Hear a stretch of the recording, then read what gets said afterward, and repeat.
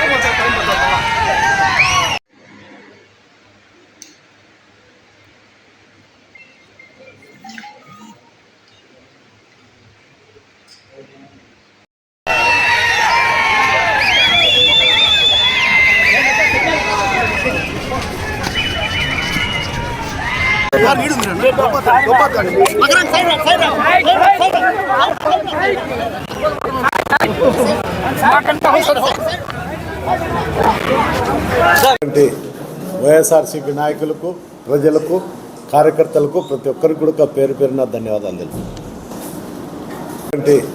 వైఎస్ఆర్సీపీ నాయకులకు, ప్రజలకు, కార్యకర్తలకు ప్రతి ఒక్కరికి కూడా పేరు పేరున ధన్యవాదాలు తెలుసు. తాడిపత్రి ప్రజలంతా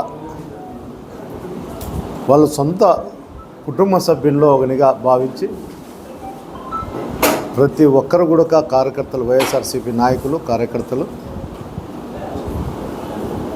వాళ్ళ కుటుంబ సభ్యులతో పోల్చుకొని ఈరోజు నామినేషన్కి రావడం జరిగింది.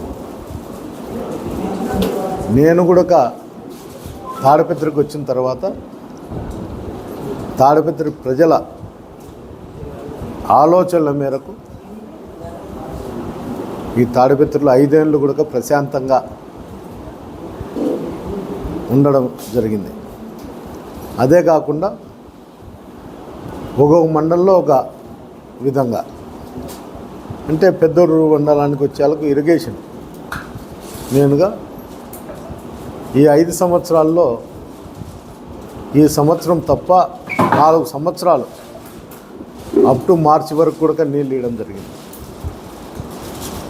పొప్పూరు మండలం జేసీ సొంత గ్రామం ఉన్నటువంటి పొప్పూరు మండలంలో ముచ్చుకోట రిజర్వాయర్కు వాళ్ళ రాజకీయ జీవితంలో ఎప్పుడు కూడా నీళ్ళు ఇచ్చిన పాపాన పోలేదు.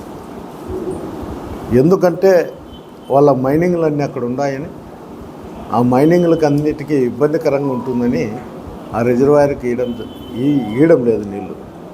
మేము వచ్చిన తర్వాతనే 5 సంవత్సరాలు, ఈ 4.5 సంవత్సరం కూడా ఆ రిజర్వాయర్కి నీళ్ళు వేయడం కానీ, చాగళ్ళకు కానీ, పెండేకళ్ళకు కానీ నీళ్ళు వేయడం జరిగి ప్రతి రైతుకు కూడా ఆర్థిక భారం పడుకోకుండా ఉయాల నీళ్ళు లేకపోతే గ్రౌండ్ వాటర్లో వాళ్ళు బోర్లు వేసుకొని చాలా ఇబ్బందులు గురవుతున్నారు. నేను ప్రతిపక్షంలో ఉన్నప్పుడు పాదయాత్ర చేసినప్పుడు కూడా నన్ను చాలా ఆటంకాలు జరిగిన పాదయాత్ర చేసిన అక్కడ ఉన్నటువంటి రైతుల యొక్క కష్ట నష్టాలు కనుక్కొని ప్రభుత్వం వచ్చిన తర్వాతనే వాళ్ళ ఆలోచనల మేరకే నేను నడుచుకోవడం జరిగింది. ఏది ఏమైనా ఈ కాన్ఫరెన్స్లో ఒక శకం మొదలైంది. జేసీ శకం పోయి ప్రజల యొక్క ప్రభుత్వం జగన్మోహన్ రెడ్డి గారి ఆశీస్సులతో ప్రజల యొక్క అభిప్రాయాల మేరకు ఏ రాజకీయ నాయకుడైనా కానీ ఇక్కడ నడుచుకుంటే తప్ప ఉనికి కాపాడుకుంటేకి, లేకపోతే నియంత పరిపాలన చేస్తే ఈరోజు నా నామినేషన్లే ఉదాహరణ. అస్మిత్ రెడ్డి గారు కూడా 19వ తేదీ నామినేషన్ వేసినారు. ప్రజలు కూడా దాన్ని చూపించినారు. ఆ రోజుకు ఈ రోజుకు తేడా కూడా అంటే నియంత పాలన వద్దు.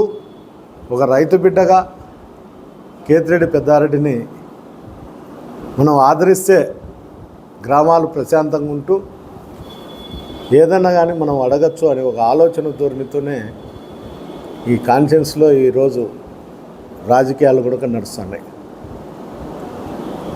నేను అందరికీ చెప్తున్నా, ప్రభాకర్ రెడ్డి గారు మున్సిపల్ చైర్మన్ అయ్యి కూడా ఆటంకాలు కల్పిస్తున్నాడు. శానిటరీ పైన కావచ్చు, డ్రైనేజీల పైన కావచ్చు, బయట నుండి వచ్చిన ఫండ్స్ను కూడా అతను కౌన్సిల్లో పెట్టుకోకుండా ఇబ్బందికరమైన పరిస్థితులు ఈ తాడిపత్రిలో చేస్తున్నాడు. కౌన్సిల్లో లేకుండా ఆయన చైర్మన్గా ఉండి ఎవరన్నా మాకు శానిటరీ ఇబ్బందిగా ఉంది, ట్రాక్టర్లు రాలేదు, లేకపోతే అండర్గ్రౌండ్ డ్రైనేజీలో ఇబ్బంది పడుతున్నామని చెప్తే ఎమ్మెల్యే అడ్డుపడతాడు అని చెప్తారు. ఇంటింటికి కుళాయి, ప్రతి ఇంటికి కుళాయి కొత్త కనెక్షన్లు ఇవ్వాలని నేను గవర్నమెంట్తో శాంక్షన్ తీసుకుని వస్తే దాన్ని కౌన్సిల్లో కూడా పెట్టుకోకుండా ఉయాల పెట్టినా దానికి లింక్ పెడతాడు. నేను పరిశీలించిన తర్వాతనే సిమెంట్ రోడ్లు కానీ, డ్రైనేజీలు కానీ, డ్రింకింగ్ వాటర్ పైన కానీ నేను పరిశీలించిన తర్వాత దాన్ని నేను కౌన్సిల్లో పెట్టి శాంక్షన్ చేస్తాను. అతను ప్రజల దగ్గరికే పోయి వాళ్ళ యోగక్షేమాలు అడగడు. పెట్టిన వర్కుల పైన ఎప్పుడు పోయి ఆయన పరిశీలించుతాడు, ఇప్పుడు పోయి చేస్తారు. ఇంటింటి కుళాయి వేసే దానికోసం 7 నెలల నుండి శాంక్షన్ అయ్యి ఆ డబ్బు కూడా కట్టలేదు. నేను ఒకటే చెప్తున్నా, ఈడ ఒక నియంత పాలనకు, ఒక రైతు బిడ్డకు ఈ పోరాటం జరుగుతుంది. ఈ పోరాటంలో వైఎస్ఆర్సీపీ జెండా మళ్ళా తిరిగి కూడా తాడిపత్రిలో పాతామని, మళ్ళీ ఇక్కడ గెలుస్తామనేదే నా కోరిక. అందువల్ల ప్రతి కార్యకర్త, ప్రతి నాయకుడు ఇక్కడ ఎప్పుడు రేపు నెల 13వ తారీఖు వస్తుంది, జేసీ సోదరుల పతనాన్ని మేము ఎప్పుడు చూస్తాము అనే ఆలోచన ఎక్కువగా ఉంది. ఆ 13వ తారీఖు కోసమే తాడిపత్రి ప్రజలందరూ కూడా ఎదురు చూస్తున్నారు. పథకాలు ఈ ప్రభుత్వం నుండి వచ్చినటువంటి మన ముఖ్యమంత్రి గారు ఇస్తున్నటువంటి పథకాలు ఇక్కడ మేము కూడా ప్రజల ఆలోచన ప్రకారం నడుచుకుంటున్నందువల్ల మాకు ఆదరణ పెరిగినా ఖచ్చితంగా వైఎస్ఆర్సీపీ ఎగరేస్తామని కూడా మరోసారి మేము చెప్తాం. ఈ జిల్లాలో ఒక మార్పు ఉండేది తాడిపత్రి పైన. ఫ్యాక్షన్ రాజకీయాలు, ఇక్కడ నియంత పాలనలు, ఎప్పుడు చూసినా దౌర్జన్యాలతో ఈ విధంగా పొద్దున్న లేస్తే పేపర్ చూస్తే ఎక్కడ ఏం జరిగిందో అనే ఆలోచన ఉండేది. ఆలోచన నుండి ఈరోజు కొద్ది వరకు మార్చగలిగినాము. తాడిపత్రి అభివృద్ధిని, సంక్షేమాన్ని, శాంతికి నిర్వచనగా తాడిపత్రి ఒక మార్కుగా నిలబెడతా అని కూడా చెప్తున్నాను.